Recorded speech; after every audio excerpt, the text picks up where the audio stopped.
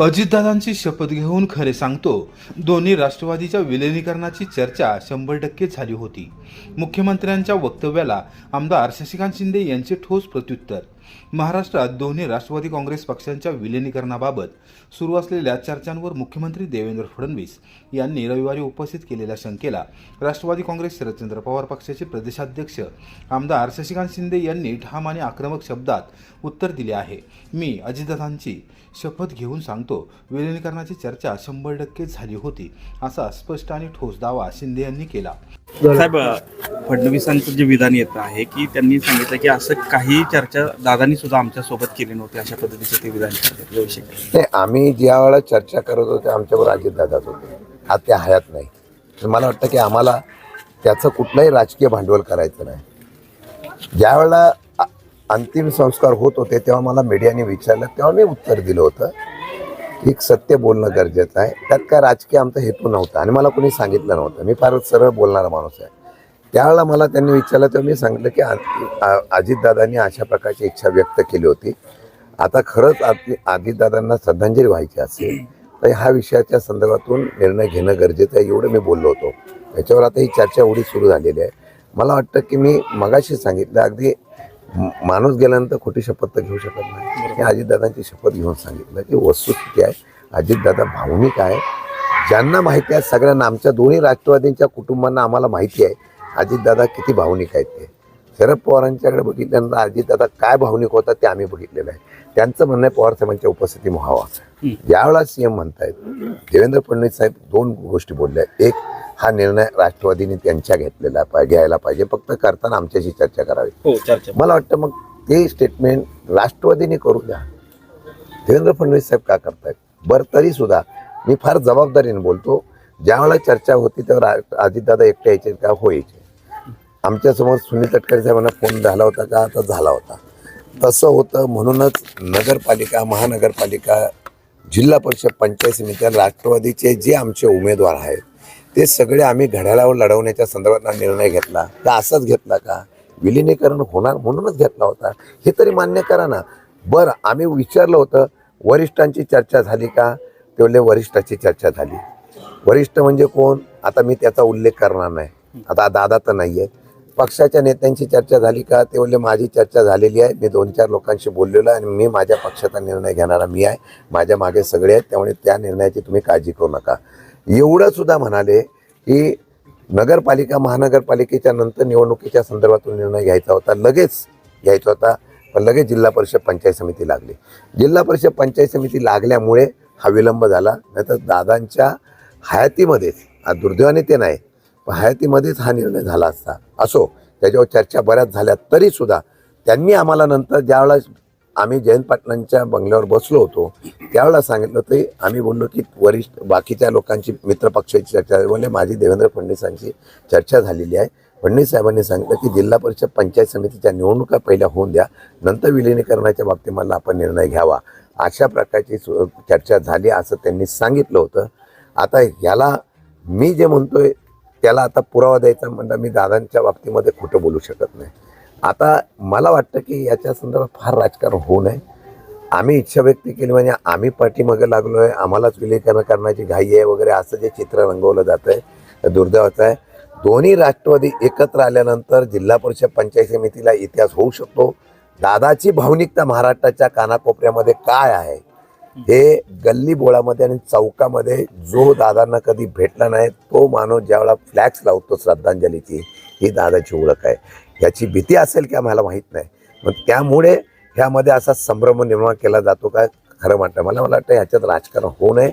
आणि मला असं वाटतं की आता शेवटी राष्ट्रवादीच्या परिवारामधला एक, राष्ट्रवादीच्या परिवारातलं जे आहेत त्या पक्षांनी त्यांचा निर्णय घ्यायचा, त्यांनी काय निर्णय घ्यायचा त्यांचा आहे. पण मी आज स्पष्ट शब्दात सांगतो, आमच्या पाठीमागे शरद पवारांचं वलय आहे, शरद पवारांचं नेतृत्व आहे, आमचा योद्धा आहे.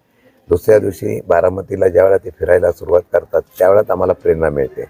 आम्ही एवढंच सांगतो की आम्ही कुठेही हातबल नव्हतो, फक्त दादांची इच्छा म्हणून व्यक्त केलेल्या भावनेला कोणी त्याला वेगळ्या प्रकारचा राजकीय रंग देऊन प्रयत्न करत असते, ते दुर्दैवाचं आहे.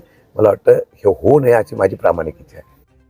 साताऱ्यात स्वर्गीय उपमुख्यमंत्री अजितदादा पवार यांना सर्वपक्षीय शोकसभेत भावपूर्ण श्रद्धांजली.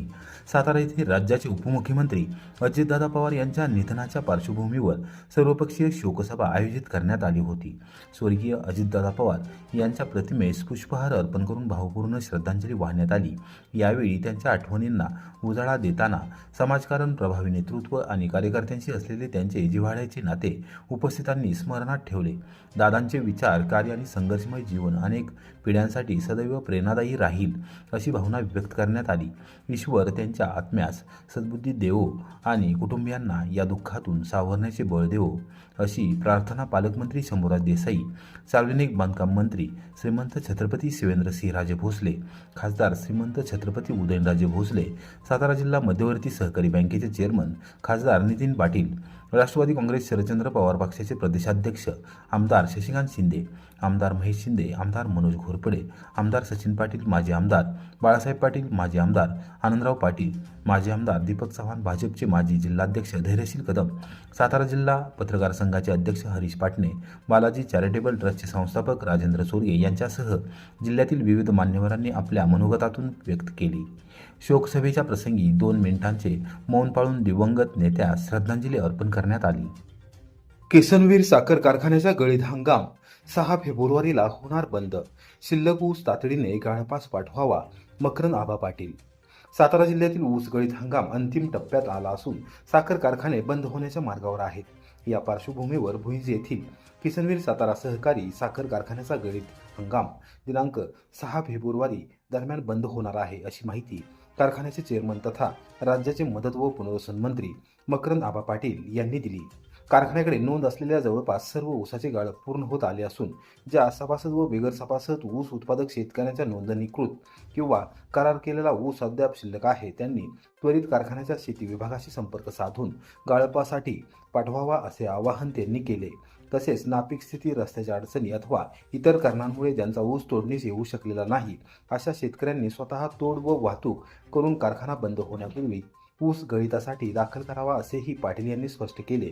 कारखाना बंद होण्यापूर्वी आवश्यक ती कार्यवाही न झाल्यास व ऊस गाळपा अभावी शिल्लक राहिल्यास सदर शिल्लक ऊसाबाबत कोणतीही जबाबदारी कारखान्यावर राहणार नाही, तसेच नुकसान भरपाईचा कोणताही हक्क राहणार नाही याची नोंद घेण्याचे आवाहनही त्यांनी ऊस उत्पादकांना केले आहे.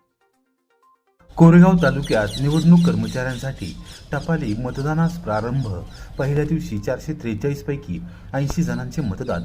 कोरेगाव तालुक्यात जिल्हा परिषद व पंचायत समिती निवडणुकीच्या दिवशी कर्तव्यावर असलेल्या अधिकारी व कर्मचाऱ्यांसाठी टपाली मतदान पोस्टल वोटिंग सुविधा सुरू करण्यात आली असून पहिल्या दिवशी 443 नोंदणीकृत मतदारांपैकी 80 जणांनी मतदानाचा हक्क बजावला आहे अशी माहिती निवडणूक निर्णय अधिकारी तथा प्रांताधिकारी प्रमोद कुदळे यांनी दिली. कोरेगाव तालुक्यातील 6 जिल्हा परिषद गट व 12 पंचायत समिती गणांसाठी निवडणूक प्रक्रिया सुरू असून निवडणूक कर्तव्यावर असलेल्या अधिकारी व कर्मचाऱ्यांसाठी राज्य निवडणूक आयोगामार्फत टपाली मतदानाची सुविधा उपलब्ध करून देण्यात आली आहे.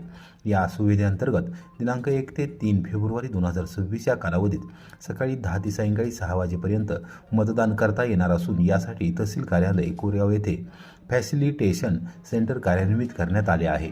तालुक्यात एकूण 443 अधिकारी व कर्मचाऱ्यांनी टपाली मतदानासाठी नोंदणी केली असून रविवारी पहिल्या दिवशी 80 जणांनी मतदानाचा हक्क बजावला. यामध्ये एकंबे जिल्हा परिषद गटात सर्वाधिक 36 मतदान झाले असून त्यात एकंबे गणात 21 तर साप गणात 15 जणांनी मतदान केले.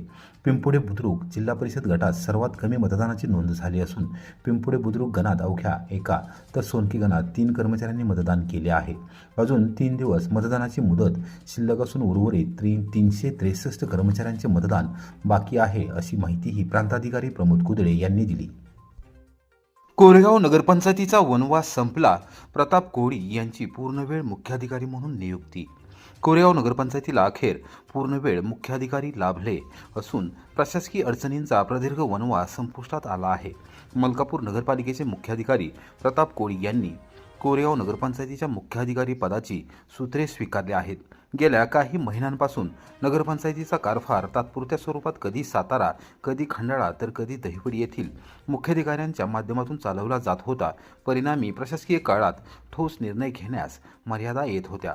कामकाजातील ढिसाळपणा, नागरिकांशी वादविवाद तसेच कामकाजामध्ये शिस्तीचा अभाव याबाबत शहरात सातत्याने नाराजी व्यक्त होत होती. या पार्श्वभूमीवर शिस्तबद्ध, कर्तव्यदक्ष व कार्यक्षम अधिकारी म्हणून ओळख असलेल्या प्रताप कोळी यांची नियुक्ती झाल्याने कोरेगावकरांमध्ये आशेचे वातावरण निर्माण झाले आहे. मलकापूर नगरपालिकेत कार्यरत असताना त्यांनी स्वच्छता अभियान, वाचू आनंदाने, प्लास्टिक मुक्त शहर यासारखे उपक्रम प्रभावीपणे राबवले असून त्यांची कामगिरी विशेष कौतुकास्पद ठरली आहे.